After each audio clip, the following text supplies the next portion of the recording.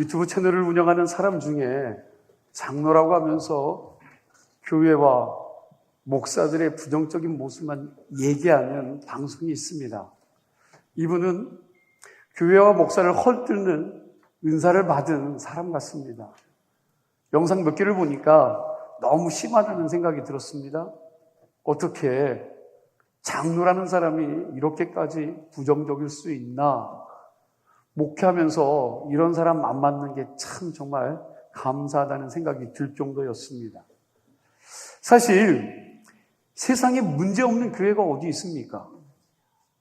여러분, 세상에 완벽한 교회가 있습니까? 없습니다. 세상에 문제없는 교회, 문제없는 가정, 문제없는 나라는 없습니다. 중요한 것은 그 문제를 어떻게 푸는 거냐지요. 그 문제들을 어떻게 풀 건지에 대한 겁니다. 우리는 오늘 본문에서 그렇게 이상적이고 은혜로웠던 초대교회에도 문제가 생긴 것을 볼 수가 있습니다. 초대교회는 하루에 3,000명, 5,000명씩 폭발적으로 부흥하고 성장한 교회였습니다. 1절 말씀을 보니까 그때의 제자가 더 많아졌는데, 그러니까 사람들이 많이 모이는 교회가 되었습니다. 이렇게 사람이 많이 모이니까 문제가 생겨야 안 생겨요? 예, 문제가 생기는 것입니다. 한쪽에서는 원망과 불평의 소리가 나온 겁니다. 헬라파 유대인들이 히브리파 사람들을 원망한 거죠. 한번 따라해 보세요. 사람이 모이는 곳에 문제도 모인다. 사람이 모이는 곳에는 문제가 생기게 되어 있습니다. 12제자와 예수님이 같이 다닐 때는 무슨 문제가 생기더라도 인원이 그렇게 많지 않으니까 그 문제들이 크게 확산되지 않는 겁니다.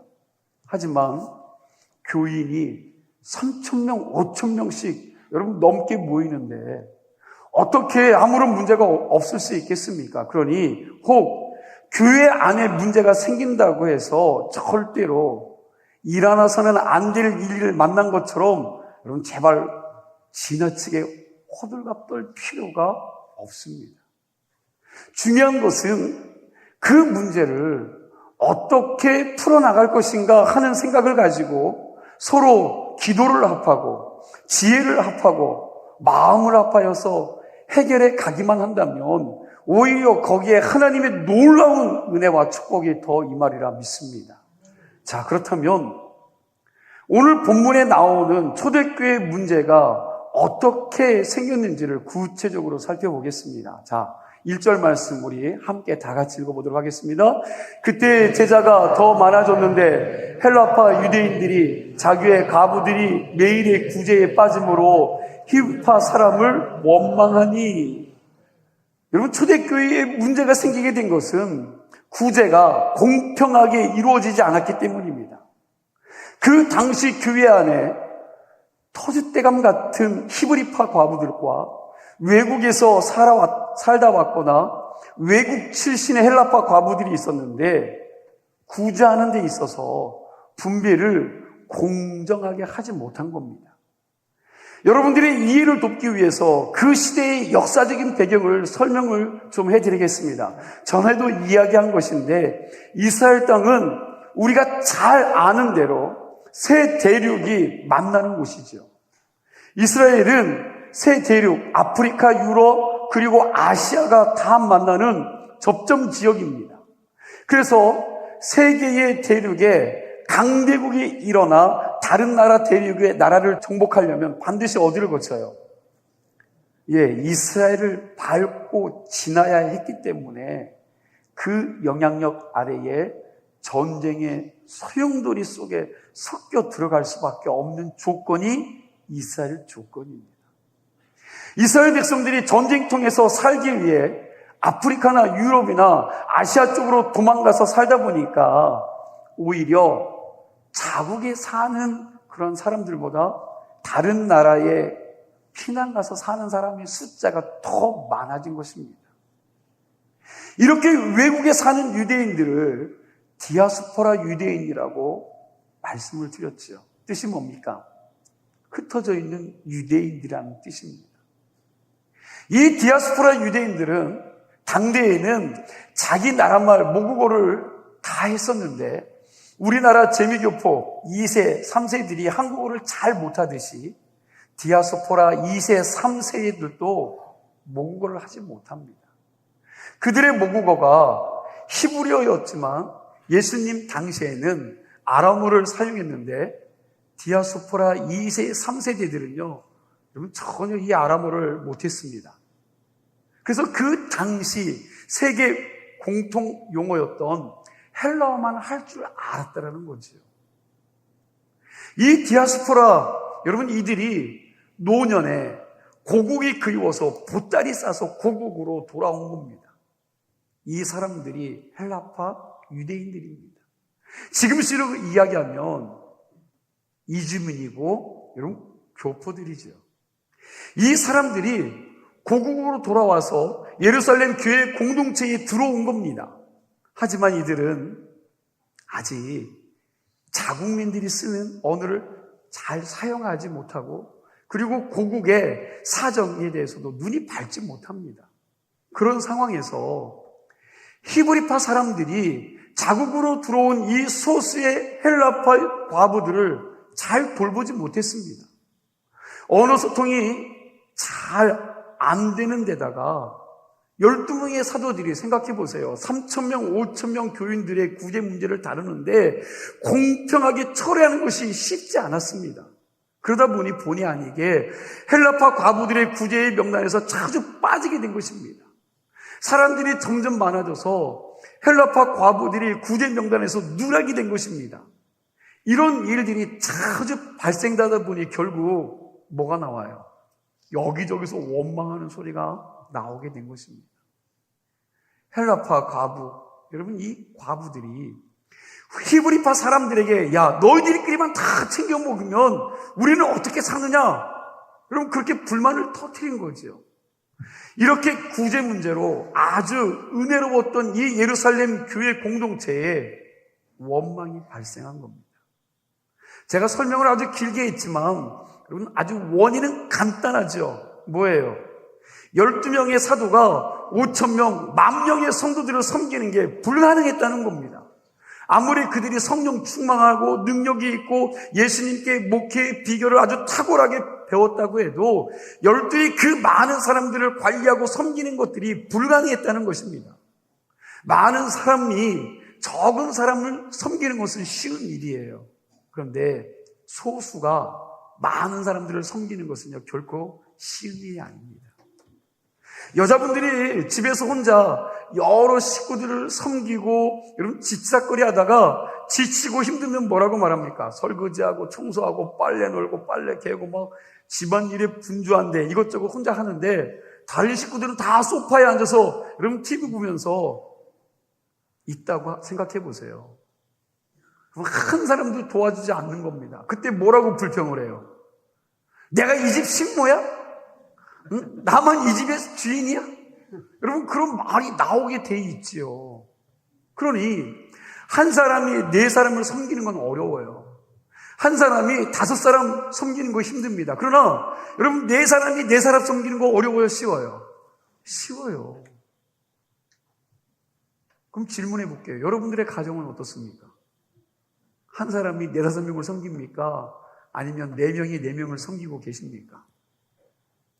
소수의 사도들이 다수의 교인들을 섬긴 초대교회에 문제가 일어나는 건 이건 당연한 일입니다. 현대 교회도 마찬가지입니다. 소수의 목회자들이 다수의 교인들을 섬기는 정통적인 이 목회로는 그 교회가 행복할 수가 없어요. 이건 목회자들이 수고를 많이 하기 때문에 불편하다라고 이야기하는 것이 아니라 혼자서 많은 사람을 섬기다 보면 본의 아니게 여러 사람들이 소외될 수 있다라는 이야기입니다. 출애굽기 18장 말씀에 보면 출애굽한 이스라엘 백성들을 광야에서 지냈죠. 그런데 그럼 백성들의 송사 문제를 누가 해요? 그렇죠. 모세 혼자 감당하고 있는 모습이 출애굽기 18장에 나옵니다. 그 당시 이스라엘 백성들의 수가 몇 명이에요? 200만 명 이상이 되었을 텐데 이 많은 사람들의 소송 문제를 모세 혼자 다 한 거예요. 모세 혼자 재판도 하고 판결도 하니 이게 서로 시간도 얼마나 많이 기다려야 되고 이게 얼마나 힘든 일이겠습니까? 백성들이 아침부터 저녁 늦게까지 그 뜨거운 태양빛 아래서 줄을 서서 자기 차례를 기다렸는데 이거 보니까 그날 자기 차례가 오지 않습니다. 그리고 그 다음날 와서 또 기다리는데 이 며칠을 기다려도 내 순서가 와요, 안 와요? 그러면 안 오는 거예요. 왜요? 한 명이 200만 명 이상을 섬기는 일이기 때문에. 그 모습을 바라보고 있던 장인 이드로가 여러분 모세에게 이렇게 충고를 하죠. 출애굽기 18장 17절 이후의 말씀인데 이렇게 충고합니다. 내가 하는 것이 옳지 못하다. 너 혼자 그 일을 하는 것이 무거운 일이라 혼자 감당할 수 없다. 그러니 백성들 가운데 능력 있는 사람들, 하나님을 경외하고 진실하고 불의한 일을 미워하는 자를 뽑아서 1000부장, 100부장, 50부장, 10부장을 세워서 함께 돕도록 하라. 그렇게 이야기를 합니다. 그런데 이 말씀에 여러분 이 1000부장, 100부장, 50부장을 뽑는 기준이 있어요. 그냥 내 마음에 드는 사람 아무나 갖다 세우는 게 아닙니다.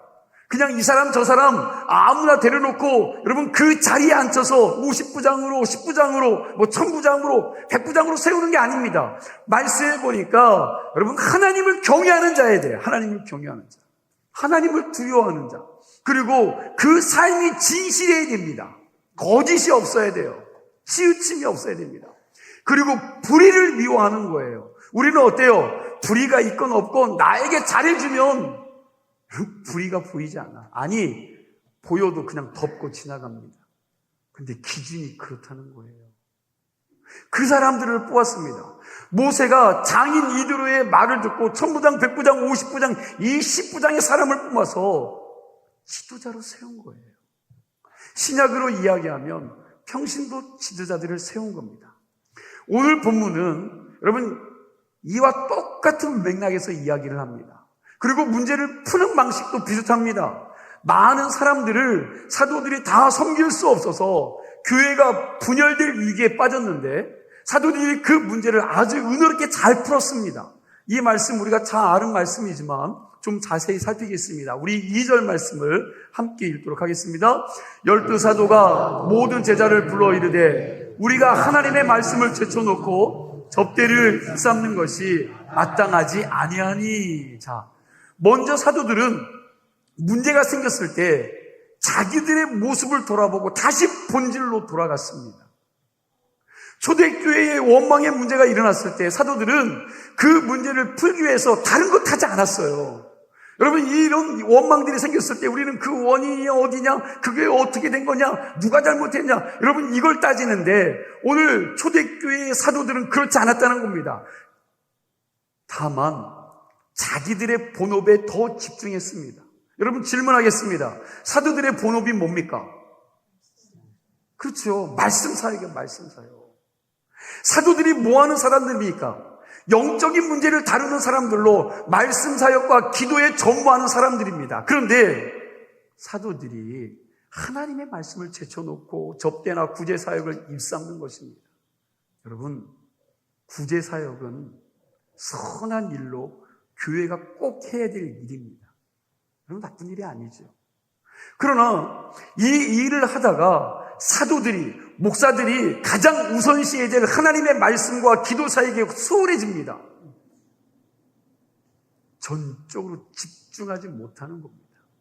겉으로 보기에는 초대교회에 문제가 생긴 것이 편파적이고 공정하지 못한 분배 때문에 생긴 것으로 보입니다. 마치 그것 때문에 원망, 불평이 생기고 교회에 분열이 일어난 것 같이 보입니다. 그런데 이건 표면적인 문제이지 진짜 근본적인 문제는 목회자의 우선순위가 바뀌면서 이런 일이 일어난 거예요. 사도와 목회자의 우선순위는 말씀을 준비하고 말씀을 전하고 그 일을 위해서 기도하는 것입니다. 그런데 사도들이 여러분 구제 사역이라는 좋은 일을 하다가 잠시 말씀 사역을 등한시하다 보니 이런 일이 일어난 겁니다. 차선을 최선보다 중요시 여기다가 일이 터진 거예요. 여러분, 교회에서 하는 선한 일들이 다 귀합니다. 목회자가 교인을 가서 신방하고 그리고 마음이 상한 자들을 찾아가서 위로하고 그들을 기도해 주는 것 참으로 귀한 일입니다.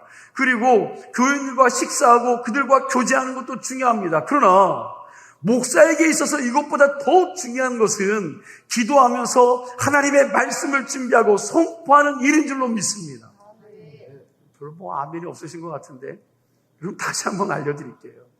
목사에게 있어서 이런 것보다 더 중요한 일은 기도하면서 하나님의 말씀을 준비하고 선포하는 일인 줄로 믿습니다.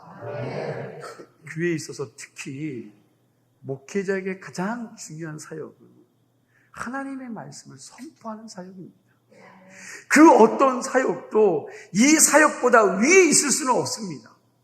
사도들이 이 본질을요 다시 재정비한 겁니다. 이렇게 사도들이 우선순위를 다시 잡고 말씀에 집중하고 말씀 사역에 전무하니까 어떤 일들이 일어납니까? 여러분 7절 말씀 우리 함께 볼까요? 오늘 본문 7절 말씀입니다. 함께 읽습니다.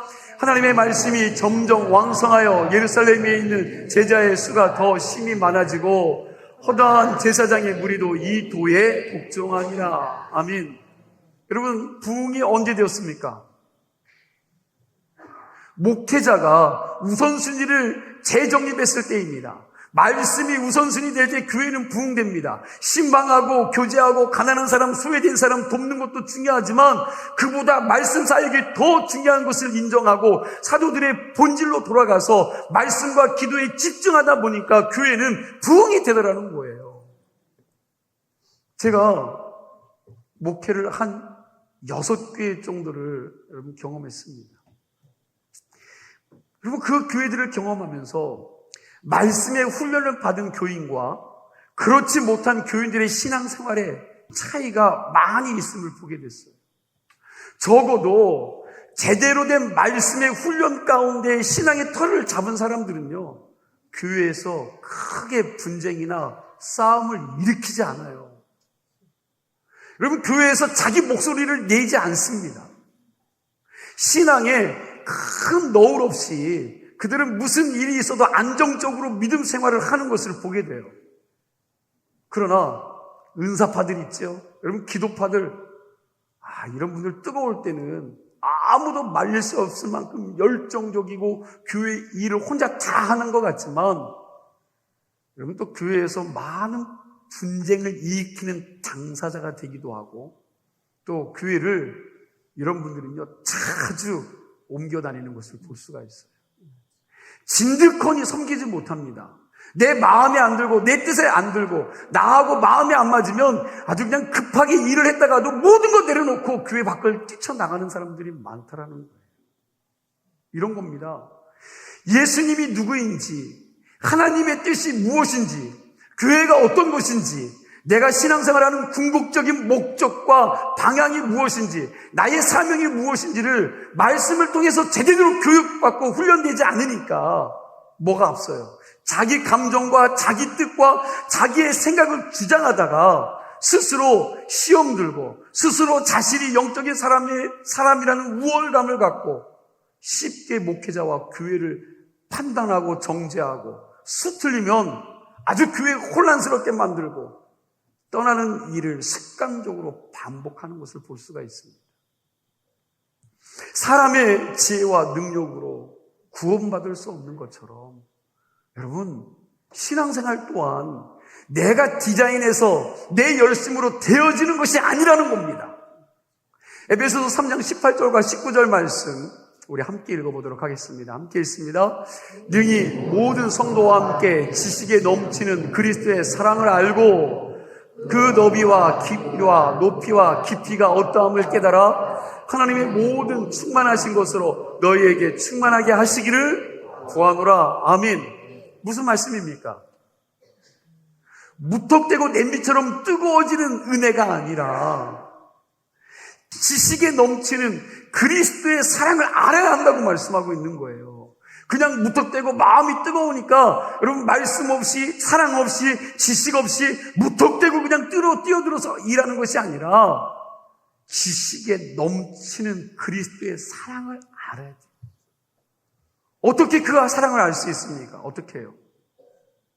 오늘 말씀처럼 하나님의 말씀의 넓이와 길이와 높이와 깊음에 대한 연구가 있을 때 가능합니다.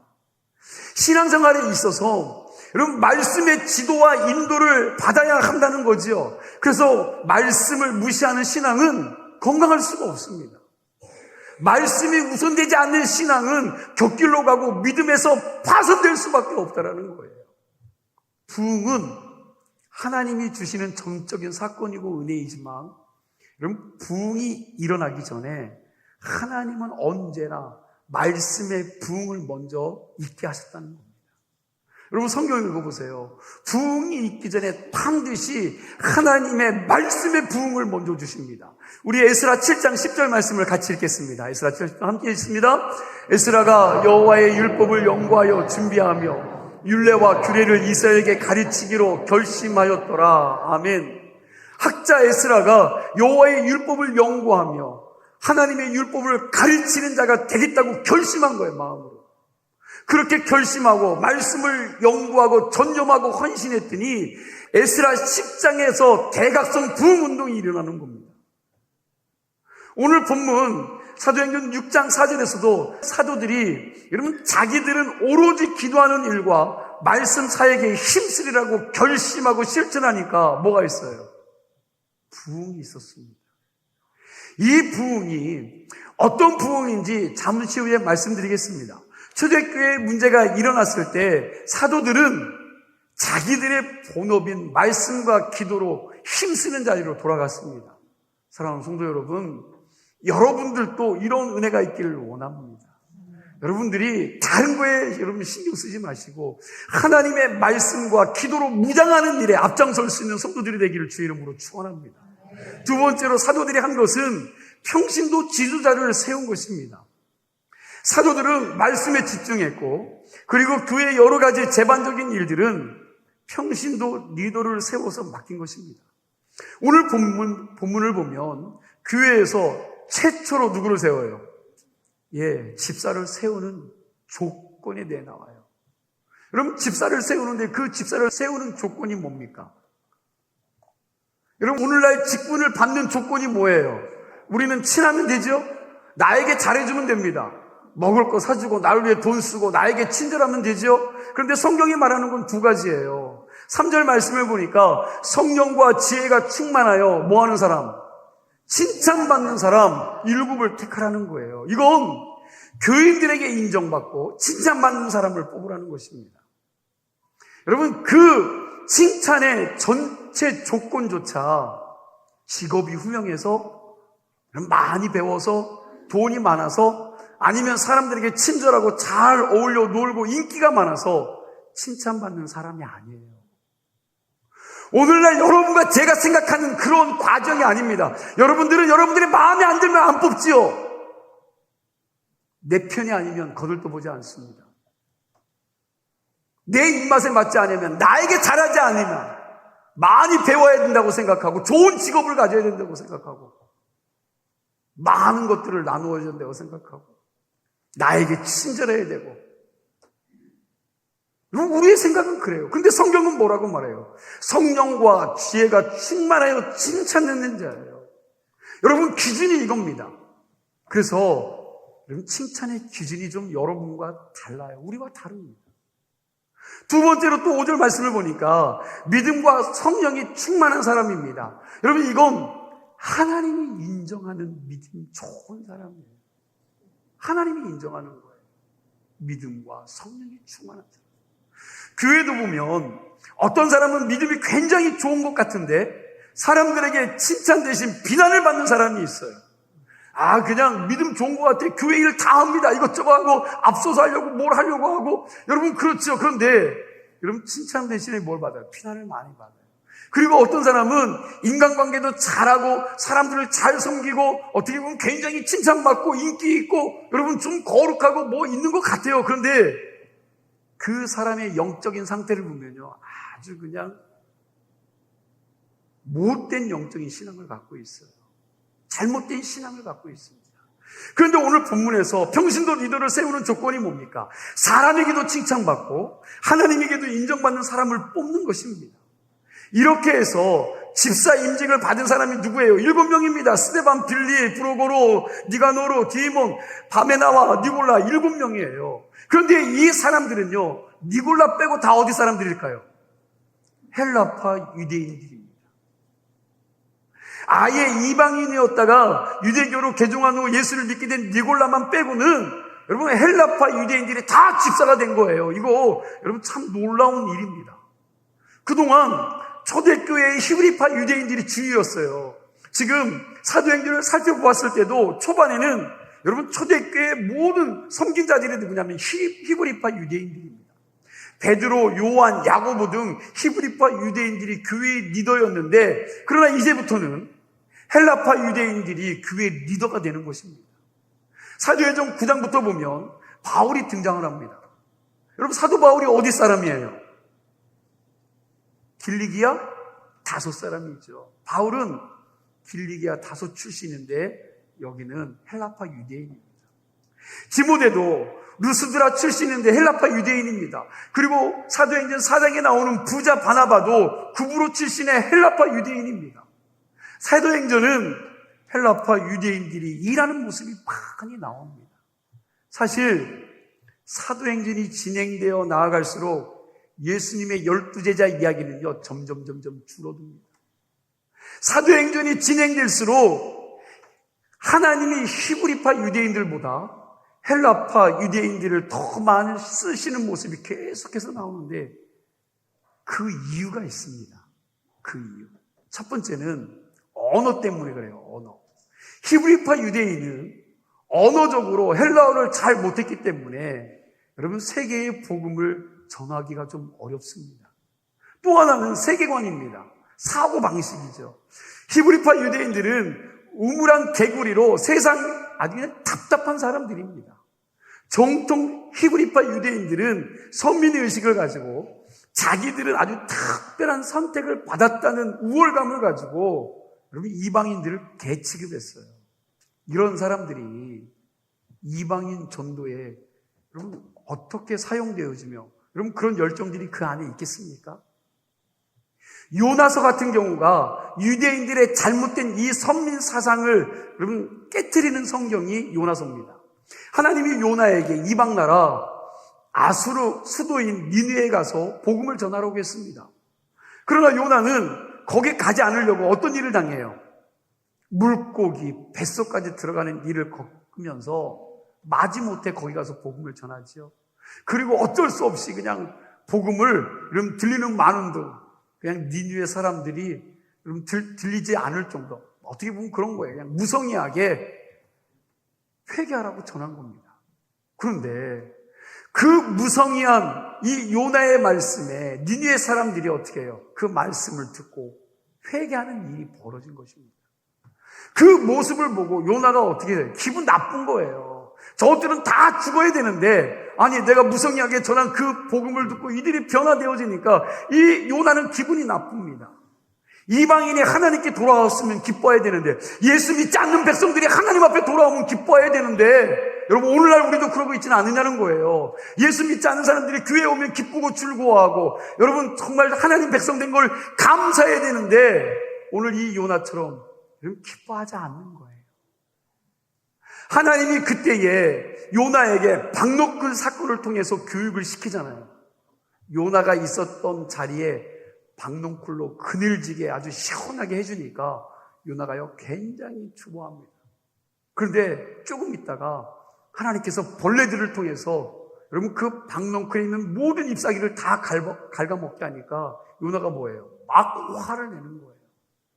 그때 하나님께서 뭐라고 말씀하십니까? 너 요나야 왜 그렇게 화를 내느냐? 너는 하룻밤 났다가 하룻밤에 말라 비틀어버리는 보잘것없는 이 박농쿨도 아끼는데 저 니느웨 성의 좌우를 분별하지 못하는 12만 명이나 있는데 내가 어찌 그들을 아끼지 아니하겠느냐 하시면서 유대인들이 가지고 있는 잘못된 이 선민의식을 깨트리면서 요나서는 끝이 납니다. 이런 사고를 가지고 있는 사람들이 히브리파 유대인들입니다. 히브리파 유대인 이 베드로도 참 답답한 사람이죠. 앞으로 우리가 사도행전 10장에서 더 자세하게 말씀을 살필 텐데, 오죽하면 하나님께서 베드로에게 환상을 몇 번 보여줘요. 이게 3번이나 보여주면서 이방 고넬료에게 가라고 하셨겠습니까? 한 번 가지고 안 되니까 3번씩 보여주는데도 부정한 동물을 못 먹겠다고 그러면서 하나님과 한참을 실갱하는 모습이 나와요. 베드로조차 유대인으로서 이방인에게 대한 편견을 깨는 게 참 어려워 보입니다. 이렇게 히브리파 유대인들은요, 고집이 세고 답답해서 하나님 쓰시기 쉽지 않은 사람들이에요. 그러나 헬라파 유대인들은 하나님이 가라 그러면 그냥 갑니다. 사도행전 8장에 나오는 말씀인데, 아프리카 에티오피아 내시가 성경 이사야를 읽습니다. 그런데 이 말씀을 깨닫지 못해요. 왜요? 이 말씀에 대해서 가르쳐주는 사람이 없으니까 성경을 읽기를 하지만 그 말씀을 깨닫지 못합니다. 그때에 하나님이 헬라파 유대인 빌립 집사에게 광야로 가라는 거예요. 여러분, 이게 가겠습니까? 전도할 사람이 하나도 없는 광야로 가라고 하면 여러분들 순종하겠냐고요. 그런데 이 빌립은 그 말씀에 순종해서 갔습니다. 그리고 헬라어로 복음을 능통하게 전하면서, 여러분 사도행전에 보면 하나님이 그렇게 헬라파 유대인들을 히브리파 유대인들보다 많이 쓰시는 모습이 나오고 있다는 사실입니다. 지금도 교회 안에서 영적으로 헬라파 유대인들이 있고 히브리파 유대인들이 있습니다. 여러분, 하나님이 쓰시기 힘든 사람의 특징이 뭔 줄 아십니까? 하나님이 쓰고 싶어도 쓰지 못하는 사람들이 있어요. 하나님께서 들어다 쓰고 싶어도 여러분 쓰지 못한 쓰기 힘든 사람들이 있습니다. 그들의 특징은 그냥 나의 생각이란 틀에 갇혀 있고요, 사고방식에 갇혀 있고 이것저것 따지는데, 여러분 교회를 얼마나 피곤하게 만드는지 모릅니다. 내가 앉은 자리에서 한 발자국도 움직이지 않고, 자기만 안 움직여도 괜찮아. 그런데 다른 사람들도 못 움직이게 만들어요. 그냥 당신만 지옥 가면 되는데 다른 사람들까지 지옥 자신 만드는 거예요. 당신만 일 안 하면 되는데 다른 사람들도 움직이지 못하게 만듭니다. 여러분, 피아노 자리 하나 옮기는 문제 놓고 된다 안 된다 실강이 하다가, 그러면 한 주에 10cm씩 옮기자고 그렇게 이야기를 나눈다는 거죠. 또 헌금 바구니를 돌릴 것이냐, 헌금함을 뒤에다 넣을 것이냐, 헌금을 목사가 들어서 축복할 것이냐, 그냥 헌금 바구니 내려놓고 헌금 기도할 것이냐. 어떤 목사는 교회에 부임해서 여러분 주보 하나 내용 바꿨는데, 디자인 하나 바꿨는데, 그거 가지고 그냥 장로가 얼마나 속을 쓰겠는지 한동안 여러분 주보 바꾼 것 때문에 시달렸다는 거예요. 이런 분들 다 히브리파 유대인들의 영성을 가진 사람들입니다. 하나님 쓰시기에 참 불편하고 사사건건 걸림돌 역할을 자처하는 이런 분들이 있는가 하면, 교회의 일이라면, 하나님의 일이라면 여러분 언제나 우선순위에 두고 사명을 원활하게 진행하도록 돕는 헬라파 유대인 같은 분들도 있다는 거예요. 이런 분들은 말씀이 가라고 하면 가고, 말씀이 서라 하면 서고, 말씀이 하라 그러면 여러분 그냥 순종하면 갑니다. 저는 우리 교회 교인들이 헬라파 유대인의 영성을 가지는 신앙이 되기를 간절히 소망합니다. 여러분 그런 신앙을 좀 가지세요. 헬라파 유대인의 영성을 가지고 하나님의 일들을 감당하시기 바랍니다. 교회는 헬라파 유대인의 영성을 가진 사람들이 많아져야 됩니다. 저와 여러분이 하나님의 일하심에 대해서 부드럽게 순종해서 하나님 쓰시기에 용이한 헬라파 유대인들의 영성을 소유하시기를 주님의 이름으로 축원합니다. 사도들이 자기의 본업으로 돌아가고, 그리고 7 집사를 세워서 서로가 자기 사역을 하는 팀플레이를 하자, 여러분 초대교회가 다시 부흥하는 교회가 되었습니다. 이게 오늘 마지막으로 나눌 말씀인데, 이제 성경이 말하는 부흥이 어떤 부흥인지에 대해서 이야기하겠습니다. 우리 7절 말씀 다시 한번 뜻을 생각하면서 오늘 본문 7절 말씀을 함께 읽겠습니다. 7절 함께 읽습니다. 하나님의 말씀이 점점 왕성하여 예루살렘에 있는 제자의 수가 더 심히 많아지고 허다한 제사장의 무리도 이 도에 복종하니라. 아멘.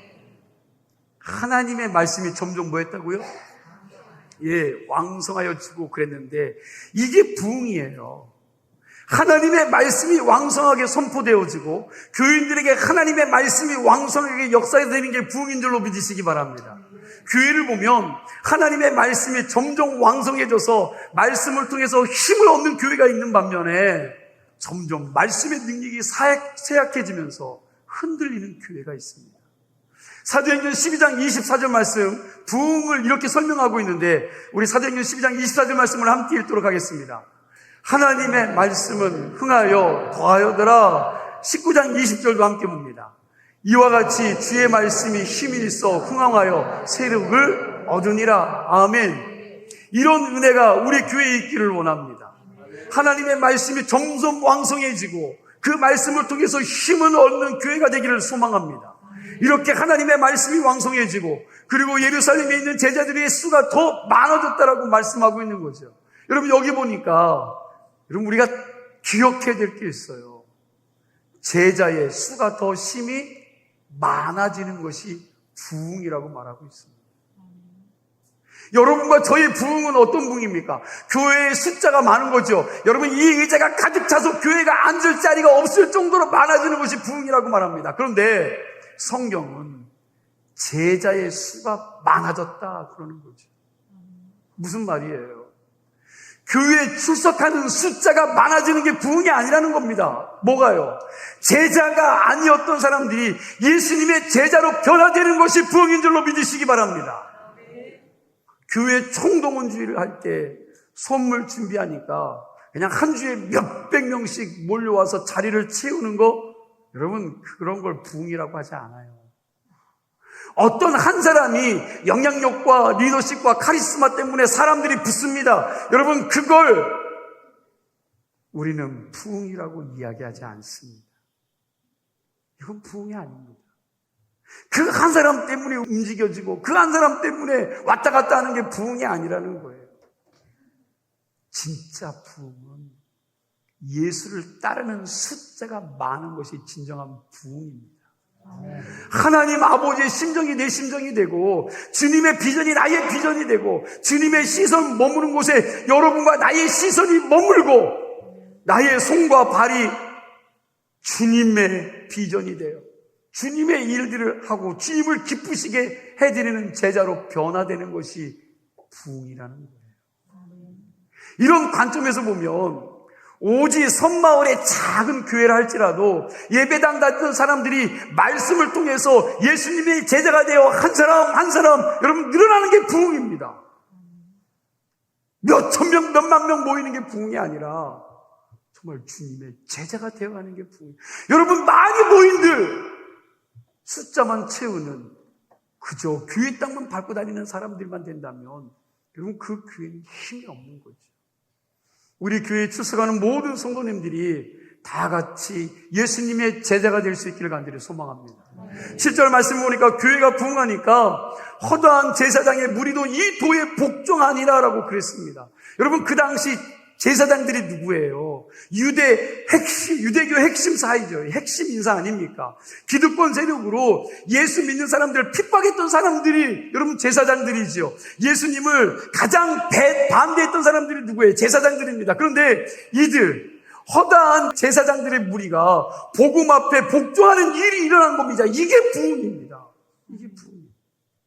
요즘 말로 내가 예수 믿는다고 비난하던 친구가 그리고 교회 못 나가게 하던 남편과 아내가 교회에 와서 예배 참석하면 그게 부흥이라는 거예요. 하나님을 대적하던 사람이 예배당 와서 하나님의 말씀을 통해서 하나님 앞에 꼬꾸라지는 게 부흥인 줄로 믿으시기 바랍니다.